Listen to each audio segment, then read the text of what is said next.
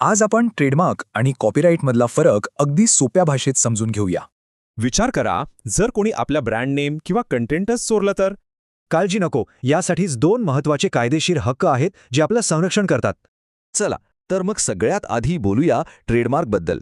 सोप्या शब्दात, ट्रेडमार्क म्हणजे आपल्या ब्रँडची कायदेशीर ओळख. ती कोणी चोरू शकत नाही. म्हणजे आपलं ब्रँड नेम, लोगो, अगदी टॅगलाईनवरही ट्रेडमार्क घेता येतो. मग प्रश्न येतो की याची नोंदणी करतात तरी कशी? प्रक्रिया खूप सोपी आहे. अर्ज भरा, कागदपत्र द्या आणि फी भरा. साधारणपणे 6 ते 12 महिन्यात याला मंजुरी मिळते. आता वळूया दुसऱ्या महत्त्वाच्या हक्काकडे, तो म्हणजे कॉपीराईट.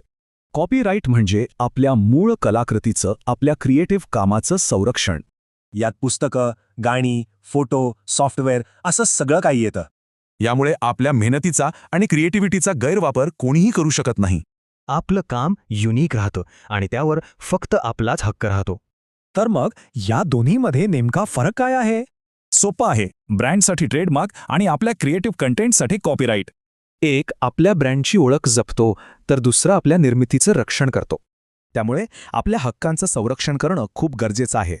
आणि लक्षात ठेवा, भारतात या नियमांचं उल्लंघन करणं हा गुन्हा आहे. जर कोणी कॉपी केलंच तर त्यांच्यावर कायदेशीर कारवाई नक्कीच करता येते. म्हणून आपला ब्रँड आणि कंटेंट सुरक्षित ठेवण्यासाठी नोंदणी करणं हाच सर्वोत्तम मार्ग आहे. तर मग आता विचार करा, आपला ब्रँड आणि आपलं कंटेंट खरंच सुरक्षित आहे का?